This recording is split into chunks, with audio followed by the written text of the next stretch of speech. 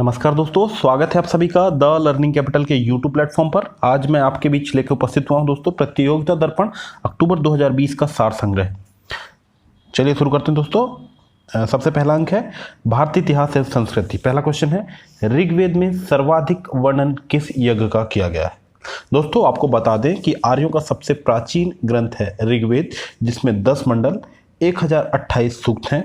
इसमें गायत्री मंत्र का भी उल्लेख है। नववा मंडल पूर्णतः सोम देवता को समर्पित है तथा 10वें मंडल में 4 वर्णों, पुरुष सूक्त में 4 वर्णों का जिक्र किया गया है। और जो ऋग्वेद का उच्चारण करता हो उसे बोला जाता है होत्र। और ऋग्वेद में सर्वाधिक वर्णन है सोम यज्ञ का। अगला प्रश्न है 4 वर्णों के कर्मों के विषय में सर्वाधिक जानकारी मिलती है। तो दोस्तों हमें सर्वाधिक जानकारी ऐतरेय ब्राह्मण में मिलती है चारों वर्णों के कर्मों के विषय में। अगला प्रश्न है भगवान महावीर के उपदेशों को ग्रंथों में लिपिबद्ध किसने किया है। दोस्तों आपको बता दें कि जैन धर्म के वास्तविक संस्थापक थे भगवान महावीर जैन, तथा वे जैन धर्म के 24वें तीर्थंकर थे। उनका चिन्ह था सिंह। और जैन धर्म का प्राचीनतम जो अभिलेख ही साक्ष्य है खारवेल का हाथी गुम्फा अभिलेख। और जो महावीर के उपदेशों को ग्रंथों में लिपिबद्ध किया है संभूत, विजय और भद्रबाहु ने।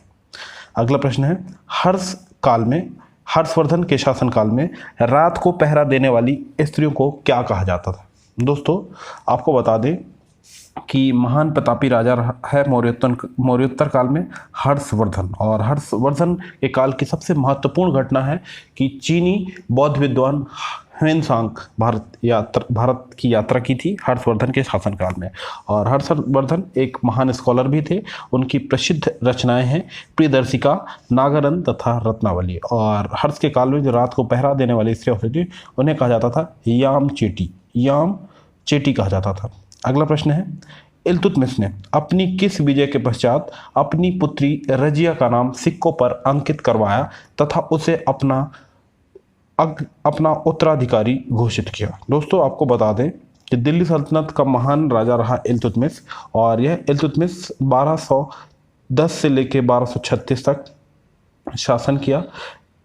इन्होंने 1231-32 में ग्वालियर विजय की थी। और ग्वालियर विजय के पश्चात अपनी पुत्री रजिया का सिक्कों पर नामांकित करवाया तथा उसे अपना उत्तराधिकारी घोषित कर दिया। दोस्तों आपको बता दें कि रजिया सुल्तान ने भारत में 1236 से लेकर 1240 तक शासन किया। और भारत की प्रथम मुस्लिम महिला शासिका रही है रजिया सुल्तान। अगला प्रश्न है कृष्ण देव राय ने किस ग्रंथ में अपने राजनैतिक विचारों और प्रशासकीय नीतियों का विवेचन किया है। दोस्तों आपको बता दें कि कृष्ण देव राय विजयनगर साम्राज्य से संबंधित है। विजयनगर के सुलु वंश का महान प्रतापी राजा रहा कृष्ण देव राय। कृष्ण देव राय के शासन में अष्ट दिग्गज थे। तेलुगु के 8 महान विद्वान रहते थे जिन्हें कहा जाता था अष्ट दिग्गज। तेलुगु साहित्य का स्वर्ण काल कहा गया है कृष्ण देव राय के शासनकाल को।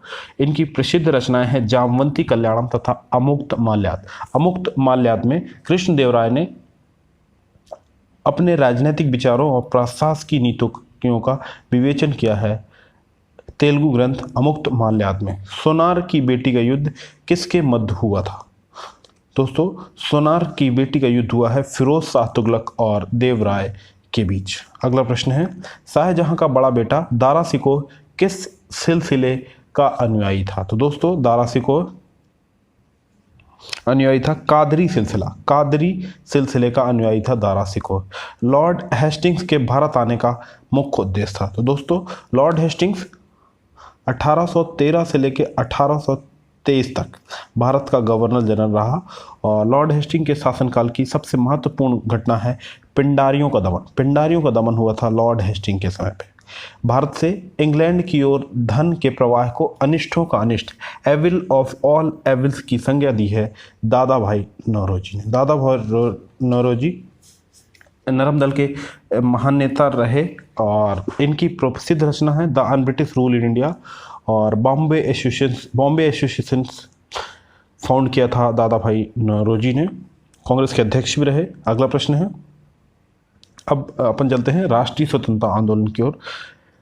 1875 में हाउस ऑफ कॉमन्स में एक याचिका प्रस्तुत करते हुए ब्रिटिश संसद में भारत के प्रत्यक्ष प्रतिनिधित्व की मांग किस संगठन ने की थी? तो इसका सही उत्तर दोस्तों the Deccan association. The Deccan association ने ब्रिटिश संसद में भारत के प्रत्यक्ष प्रतिनिधित्व की मांग की थी। अगला प्रश्न है, भारत के विभाजन को टालने का अंतिम अवसर किस घटना के बाद समाप्त हो गया था? तो दोस्तों भारत के विभाजन को टालने का अंतिम अवसर था कैबिनेट मिशन। कैबिनेट मिशन आया था दोस्तों वर्ष 1946 में। भारत में संवैधानिक सुधारों के लिए आया था। इसमें 3 सदस्य पैट्रिक लॉरेंस, स्टैफोर्ड क्रिप्स और AB अलेक्जेंडर। और इसके बाद कैबिनेट मिशन को अस्वीकार करने के बाद भारत के विभाजन को टालने का अंतिम अवसर समाप्त हो गया था। अगला प्रश्न है, कांग्रेसी नेताओं द्वारा मॉन्टेस्क्यू चेम्सफोर्ड रिपोर्ट की निंदा करने पर कई नरमपंथियों ने पार्टी को छोड़कर निम्न में से कौन सी पार्टी बनाई थी? दोस्तों 1919 के अधिनियम को मॉन्टेस्क्यू चेम्सफोर्ड अधिनियम कहा जाता है। भारत में संवैधानिक सुधारों के लिए मॉन्टेस्क्यू चेम्सफोर्ड लाया गया था वर्ष 1919 में, और इस रिपोर्ट की निंदा करने के बाद कई नरमपंथियों ने पार्टी छोड़ी थी और तब पार्टी बनाई गई थी इंडियन लिबरल फेडरेशन। अगला प्रश्न है, भारतीय स्वतंत्रता संग्राम के दौरान किसने प्रस्तावित किया था कि स्वराज को सभी प्रकार के विदेशी नियंत्रण से मुक्त संपूर्ण स्वतंत्रता के रूप में परिभाषित किया जाएगा? यानी पूर्ण स्वराज का संकल्प दिया था मौलाना हजरत मोहानी के द्वारा। अगला प्रश्न है, अक्टूबर 1920 में भारतीय communist party Indian communist party of India की स्थापना के लिए ताशकंद में एकत्र हुए भारतीयों के समूह के मुखिया कौन थे? दोस्तों 1920 में भारतीय कम्युनिस्ट पार्टी का गठन किया गया और इसके मुखिया थे श्री एम एन रॉय इसके मुखिया थे। 1931 में कांग्रेस के कराची अधिवेशन में मूल अधिकारों पर प्रस्ताव का प्रारूप किसने बनाया था? दोस्तों 1931 में कांग्रेस का कराची अधिवेशन बुलाया गया था और इस अधिवेशन की अध्यक्षता की थी सरदार वल्लभ भाई पटेल ने, और मूल अधिकारों पर जो चर्चा की गई थी इसका प्रस्ताव का प्रारूप तैयार किया था भारत के पहले प्रधानमंत्री पंडित जवाहरलाल नेहरू ने।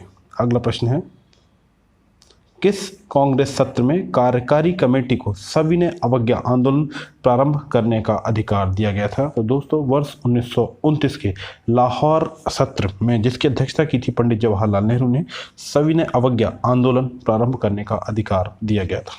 अगला प्रश्न है, lecture from Colombo to Almora निम्नलिखित में से किसके अनुभवों पर आधारित है? तो दोस्तों यह आधारित है स्वामी विवेकानंद के अनुभवों पर। अगला प्रश्न है,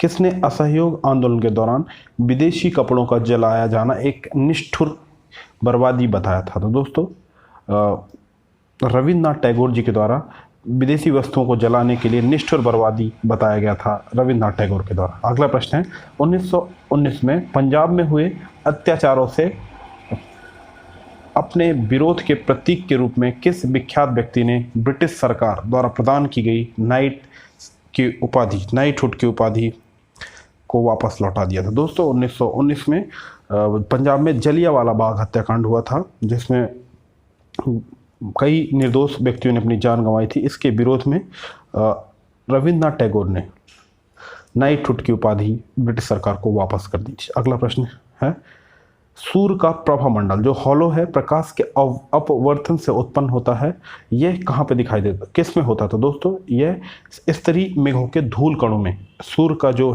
हॉलो होता है ये उत्पन्न होता है, स्ट्रेटस क्लाउड। अगला प्रश्न है, किस राज्य का समुद्री तट दक्षिणी अमेरिका के विशाल ऑलिव रिडले प्रजाति के कछुओं के निलय स्थल के रूप में प्रसिद्ध हुआ है? तो दोस्तों उड़ीसा का तट, उड़ीसा में जो ऑलिव रिडले प्रजाति के कछुए हैं इनका संरक्षण किया जाता है उड़ीसा के तट पर। अगला प्रश्न है, विक्टोरिया जलप्रपात किस नदी से संबंध है? दोस्तों विक्टोरिया वाटरफॉल जलप्रपात है जाम्बेजी रिवर पे, और यह दक्षिणी अफ्रीका में स्थित है। दोस्तों 355 फीट इसकी हाइट है और जाम्बेजी रिवर पे स्थित है विक्टोरिया वाटरफॉल। अगला प्रश्न है, विश्व वन क्षेत्र में किस एक के फैलाव की प्रतिशतता सर्वाधिक है? तो दोस्तों इसका सही उत्तर है शीतोष्ण शंकुवृक्षी वन। वॉलियोरिक द्वीप, वॉलियोरिक आइलैंड समूह कहाँ स्थित है? तो दोस्तों यह स्थित है मेडिटेरियन से, भूमध्य सागर में स्थित है वॉलियोरिक द्वीप समूह। कौन सा महाद्वीप प्यासी भूमि का देश कहा जाता? तो दोस्तों ऑस्ट्रेलिया महाद्वीप को प्यासी भूमि का देश कहा जाता है। अगला प्रश्न है,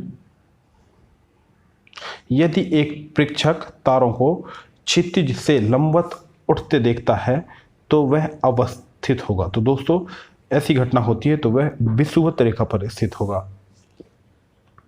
छोटा नागपुर पठार की सबसे ऊंची चोटी कौन सी है? तो दोस्तों छोटा नागपुर पठार का विस्तार झारखंड राज्य में है और इसकी सबसे ऊंची चोटी है पारसनाथ।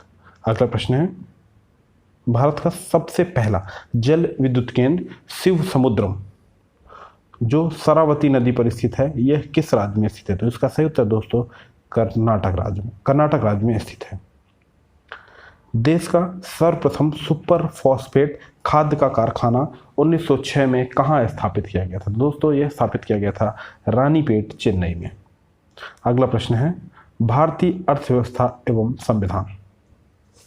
भारतीय संविधान में किस एक संशोधन द्वारा राष्ट्रपति को कोई भी मामला मंत्रिपरिषद द्वारा पुनर्विचार किए जाने के लिए वापस भेजने का अधिकार है? तो दोस्तों 44वें संविधान संशोधन वर्ष 1978 के द्वारा राष्ट्रपति को यह अधिकार है कि वो मंत्रिपरिषद द्वारा पारित किसी विचार को पुनर्विचार के लिए भेज सकते हैं। अगला प्रश्न है, राज्य के नीति निर्देशक सिद्धांतों को भारतीय संविधान में शामिल किए जाने का उद्देश्य है?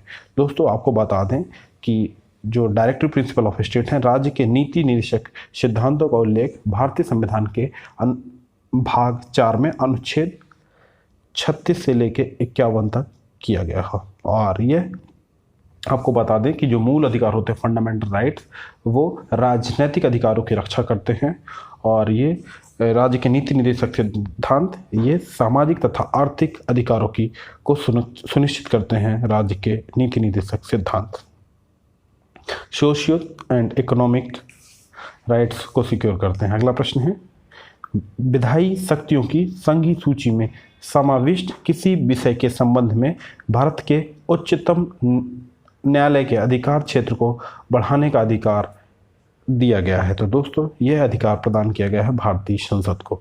अगला प्रश्न है, संघ का यह कर्तव्य होगा कि वह बाह्य आक्रमण तथा आंतरिक गड़बड़ी से प्रत्येक राज्य की रक्षा करे। ऐसा प्रावधान भारतीय संविधान के किस अनुच्छेद में किया गया है? तो भारतीय संविधान के अनुच्छेद 355 आर्टिकल 355 में यह उल्लेख किया गया है कि संघ का यह कर्तव्य होगा कि वह बाह्य आक्रमण तथा आंतरिक गड़बड़ी से प्रत्येक राज्य की रक्षा करे। अगला प्रश्न है, भारत के संविधान के किस अनुच्छेद के अनुसार प्रत्येक राज्य की कार्यपालिक शक्ति का इस प्रकार प्रयोग किया जाना चाहिए जिससे संघ की कार्यपालिक शक्ति के प्रयोग में कोई अड़चन ना हो या उस पर कोई प्रतिकूल प्रभाव ना पड़े? तो दोस्तों इसका उल्लेख किया गया है भारतीय संविधान के अनुच्छेद 257 में। अगला प्रश्न है, किस अनुच्छेद के द्वारा 6 से 14 वर्ष तक के बच्चों के लिए शिक्षा का अधिकार मूल अधिकार बना दिया गया, फंडामेंटल राइट्स बना दिया गया? तो दोस्तों अनुच्छेद 21A 86वें संविधान संशोधन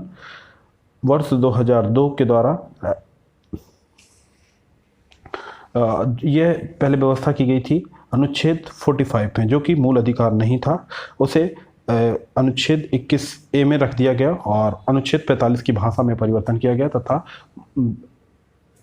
42वें संविधान संशोधन के द्वारा मूल कर्तव्य भी जोड़े गए हैं शिक्षा से संबंधित। अगला प्रश्न है, अब तक भारत के संविधान की उद्देशिका में कितनी बार संशोधन किया जा चुका है? तो दोस्तों अब तक भारत के संविधान स्वतंत्र भारत से लेकर अब तक उद्देशिका में सिर्फ एक बार संविधान संशोधन किया गया है। 42वें संविधान संशोधन 1976 के द्वारा प्रियम्बल में प्रस्तावना में समाजवाद, पंथ निर्वेश तथा अखंडता शब्द जोड़े गए हैं। अगला प्रश्न है,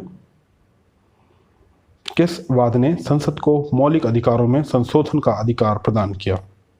तो दोस्तों केशवानंद भारती वाद ने संसद को मौलिक अधिकारों में संशोधन का अधिकार प्रदान किया। अगला प्रश्न है, भारत में सर्वप्रथम 2 अक्टूबर 1959 को पंचायती राज व्यवस्था का शुभारंभ किया गया। यह कहाँ से प्रारंभ की गई थी दोस्तों? यह प्रारंभ किया था भारत के पहले प्रधानमंत्री पंडित जवाहरलाल नेहरू जी ने, और नागौर राजस्थान से पंचायती राज व्यवस्था का शुभारंभ किया गया था। अगला प्रश्न है, किस संविधान संशोधन के द्वारा संविधान में राष्ट्रीय आपात की घोषणा के लिए आंतरिक अशांति की जगह सशस्त्र विद्रोह शब्द जोड़ा गया? 44वें संविधान संशोधन 1978 के द्वारा राष्ट्रीय आपात घोषणा के लिए आंतरिक इंटरनल डिस्टर्बेंस की जगह सशस्त्र विद्रोह शब्द जोड़े गए। अगला प्रश्न है, भारत में राष्ट्रीय आय समंकों का आकलन किसके द्वारा किया जाता है? तो दोस्तों, राष्ट्रीय आय का आकलन किया जाता है केंद्रीय सांख्यिकी संगठन, सेंट्रल स्टैटिस्टिक्स ऑर्गेनाइजेशन के द्वारा इसका आकलन किया जाता है। CSO की स्थापना की गई थी दोस्तों वर्ष 1951 में, और इसका हेडक्वार्टर है नई दिल्ली में। अगला प्रश्न है, भारत द्वारा सबसे ज़्यादा निर्यात किया जाने वाला कृषि पदार्थ है? तो दोस्तों, भारत से सबसे ज़्यादा निर्यात किया जाने वाला कृषि पदार्थ है बासमती चावल। अगला प्रश्न है, वाणिज्यिक फसलों के लिए मूल्य समर्थन संचालन को लागू करने के लिए नोडल एजेंसी है? तो कमर्शियल जो क्रॉप्स हैं उनके लिए नोडल एजेंसी दोस्तों राष्ट्रीय कृषि सहकारी विपणन संघ लिमिटेड। अगला प्रश्न है, रिजर्व ट्रेंच स्थिति। रिजर्व ट्रेंच पोजीशन एक शब्द है जिसका निम्न में से किसके संदर्भ में किया जाता है? प्रयोग किसके संदर्भ? तो दोस्तों, इसका प्रयोग किया जाता है IMF के संदर्भ में, इंटरनेशनल मॉनेटरी फंड। IMF एक अंतर्राष्ट्रीय वित्तीय संस्था है, स्थापना हुई थी वर्ष 1945 में। हेडक्वार्टर है वॉशिंगटन DC में। कुल मेंबर है 189, और वर्तमान में इसकी प्रेसिडेंट है क्रिस्टालिना जॉर्जीवा। अगला प्रश्न है, भारत के समुद्री उत्पादों के लिए भारत का सबसे बड़ा बाजार कौन सा है? तो दोस्तों, समुद्री उत्पादों के लिए भारत का सबसे बड़ा बाजार है यूरोपियन यूनियन। अगला प्रश्न है, भारतीय अर्थव्यवस्था में कोर सेक्टर के रूप में कितने महत्वपूर्ण बुनियादी ढांचे क्षेत्रों को जाना जाता है जिनका औद्योगिक उत्पादन सूचकांक डेटा के लिए उपयोग किया जाता है? तो दोस्तों, कोर सेक्टर हैं 8 बुनियादी ढांचे क्षेत्रों को जाना जाता है। अगला प्रश्न है, अगर सरकार RBI द्वारा सरकारी प्रतिभूतियों के खिलाफ ताजा मुद्रित धन खर्च करने का विकल्प चुनती है तो इसे घाटा वित्त पोषण के रूप में रखा जाना चाहिए। अगला प्रश्न है, भारतीय प्रतिस्पर्धा आयोग competition commission of India Bharat सरकार द्वारा का एक वैधानिक स्वस्थ प्रतिस्पर्धा परंपरा को बनाए रखने के लिए भारतीय प्रतिस्पर्धा अधिनियम 2002 को लागू किया गया, और यह एक उत्तरदायी संस्था है। इसकी स्थापना हुई 14 अक्टूबर 2003 को। हेडक्वार्टर है नई दिल्ली में, कॉम्पिटिशन कमीशन ऑफ इंडिया। प्रतिस्पर्धा की स्वस्थ परंपरा के लिए इस वैधानिक संगठन की स्थापना की गई है। अगला प्रश्न है, समय समय पर कौन सा निकाय भारत में विदेशी मुद्रा के संदर्भ में एक्सचेंज कंट्रोल मैनुअल प्रकाशित करता है? तो दोस्तों, RBI reserve bank of India के द्वारा विदेशी मुद्रा के संदर्भ में एक्सचेंज कंट्रोल मैनुअल प्रकाशित किया जाता है। RBI की बात कर लें दोस्तों, भारत का सेंट्रल बैंक है RBI। स्थापना हुई 1 अप्रैल 1935 को। इसका हेडक्वार्टर है मुंबई में, और RBI के वर्तमान के गवर्नर हैं श्री शक्तिकांत दास। RBI के वर्तमान में गवर्नर हैं। अगला प्रश्न है, 23 जून 2020 को सांख्यिकी एवं कार्यक्रम कार्यान्वयन मंत्रालय ने वर्ल्ड बैंक की रिपोर्ट के अनुसार क्रय शक्ति समतुल्यता के आधार पर भारत की अर्थव्यवस्था विश्व में कौन से स्थान पर है? तो इसका सही उत्तर दोस्तों तीसरे स्थान पर। भारतीय अर्थव्यवस्था है तीसरे स्थान पर। अगला प्रश्न है, किस तत्व के लक्षणों द्वारा आतिशबाजी में रंग प्राप्त होते हैं? तो दोस्तों, स्ट्रोंशियम तथा बेरियम के लवणों द्वारा आतिशबाजी में रंग दिखाई देते हैं। अगला प्रश्न है, मानव शरीर के कौन से अंग में लसिका कोशिकाएं बनती हैं? तो इसका सही उत्तर दोस्तों दीर्घ संधि। अगला प्रश्न है, यदि किसी उभयलिंगी पुष्प में पुमंग और जायांग अलग अलग समय पर परिपक्व होते हैं तो इस तथ्य को क्या कहा जाता है? तो इसका सही उत्तर दोस्तों भिन्न काल पक्वता। अगला प्रश्न है, जैव विकास के संदर्भ में सांपों में अंगों का लोप होने को स्पष्ट किया जाता है? तो इसका सही उत्तर दोस्तों अंगों का उपयोग तथा अनुपयोग किए जाने से। अगला प्रश्न है, रासायनिक तत्व के अणु में संदर्भ में चुंबकीय क्वांटम संख्या का संबंध है? सही उत्तर दोस्तों अभिविन्यास से। हाइड्रोजन से भरा पॉलीथीन का गुब्बारा पृथ्वी के स्थल से छोड़ा जाता है, वायुमंडल में ऊंचाई पर जाने से गुब्बारे के आमाप में वृद्धि होगी। इलेक्ट्रॉनिकी में सोल्डरन प्रक्रिया में शोल्डर के रूप में प्रायः कौन से पदार्थ प्रयोग लाए जाते हैं? तो इसका सही उत्तर दोस्तों सीसा और टिन। सीसा और टिन प्रयोग में लाए जाते हैं। अगला प्रश्न है, उस वाहिका का नाम क्या है जो अमाशय तथा क्षुद्रांत से यकृत में पोषक युक्त रक्त देती है? तो इसका सही उत्तर दोस्तों यकृती प्रवेश द्वार सिरा। अगला प्रश्न है, जब एक जीन दो या दो से अधिक भिन्न भिन्न लक्षणों को एक साथ नियंत्रित करता है, यह तथ्य कहलाता है बहुप्रभाविता। डीजल इंजन में ईंधन को ज्वलित करने के लिए आवश्यक उच्च तापमान किसके द्वारा प्राप्त किया जाता है? तो दोस्तों इसका सही उत्तर सिलेंडरों में वायु को संपीड़ित करके। पर्यावरण जैव विविधता की ओर बढ़ते हैं। भारतीय वन संसाधनों के आकलन एवं विकास के लिए भारतीय वन सर्वेक्षण की स्थापना कब की गई थी? तो दोस्तों भारतीय वन सर्वेक्षण फॉरेस्ट सर्वे ऑफ इंडिया की स्थापना की गई थी 1981 को। कब की गई दोस्तों? वर्ष 1981 में, और इसका हेडक्वार्टर है देहरादून में। देहरादून उत्तराखंड में स्थित है। और दोस्तों इस संगठन के द्वारा प्रति 2 वर्ष में ISOF Indian state of forest report जारी की जाती है वनों की स्थिति का आकलन करने के लिए। अगला प्रश्न है, माधव गॉडगिल पैनल ने किस क्षेत्र को पारिस्थितिक रूप से महत्वपूर्ण क्षेत्र घोषित करने का सुझाव दिया है? तो दोस्तों इस पैनल ने वेस्टर्न घाट को, पश्चिमी घाट को पारिस्थितिक रूप से महत्वपूर्ण क्षेत्र घोषित करने का सुझाव दिया है। एक बायोडायवर्सिटी रिच एरिया है वेस्टर्न घाट, पश्चिमी घाट। अगला प्रश्न है, पर्यावरण संरक्षण आंदोलन में सहायक पुस्तक साइलेंट स्प्रिंग 27 सितंबर 1962 को प्रकाशित हुई थी, जो पेस्टिसाइड्स के दुष्प्रभाव पर आधारित है। इसके लेखक है दोस्तों रसेल कार्सन। अगला प्रश्न है, किसी भी प्रजाति के जीवों में एक समान जीन के अलग अलग रूपों का आकलन कहलाता है? तो इसका सही उत्तर दोस्तों आनुवांशिक विविधता, जेनेटिक डाइवर्सिटी। भारत का सबसे पुराना NGO आधारित संरक्षण अनुसंधान कौन सा है? बॉम्बे नेचुरल हिस्ट्री सोसाइटी, जो स्थित है मुंबई में, भारत का सबसे पुराना NGO आधारित संरक्षण अनुसंधान है। अगला प्रश्न है, पृथ्वी दिवस की स्थापना पर्यावरण शिक्षा के लिए किसने की थी? तो दोस्तों यह परिकल्पना की थी अमेरिकी सीनेटर गेलॉर्ड नेल्सन ने। अगला प्रश्न है, एक मनुष्य के जीवन को पूर्ण रूप से धारणी करने के लिए आवश्यक न्यूनतम भूमि को क्या कहा जाता है? तो इसे कहा जाता है दोस्तों निकेत, नीचे के। अगला प्रश्न है, किसने सर्वप्रथम गहन पारिस्थितिक डीप इकोलॉजी शब्द का प्रयोग किया? तो अर्नीज नेस्किन ने पहली बार डीप इकोलॉजी शब्द का प्रयोग किया। अपने प्रदूषकों के कारण कौन सी नदी जैविक मरुस्थल कहलाती है? तो दोस्तों भारत की दामोदर नदी को जैविक मरुस्थल नदी की संज्ञा दी गई है। अगला प्रश्न है, स्वच्छ समुद्री जल में सूर्य की किरणें अधिकतम किस गहराई तक पहुंच जा सकती हैं? तो दोस्तों स्वच्छ समुद्री जल में 200 मीटर तक सूर्य की किरणें अधिकतम गहराई तक जाती हैं, और इस जोन को कहा जाता है फोटिक जोन। अगला प्रश्न है, अगली खंड की ओर चलते हैं दोस्तों, विविध है। कंप्यूटर साक्षरता दिवस कब मनाया जाता है? तो दोस्तों प्रत्येक वर्ष 2 दिसंबर को कंप्यूटर लिटरेसी डे, कंप्यूटर साक्षरता दिवस मनाया जाता है।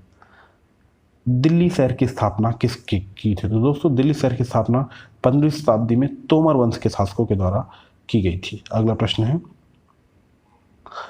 इस बात को सबसे पहले किसने प्रमाणित किया कि कुछ मानव रोग आनुवांशिक तौर से जेनेटिकली कंट्रोल्ड होते हैं? तो दोस्तों सही उत्तर है ए गैरॉड ने सबसे पहले यह खोज की थी।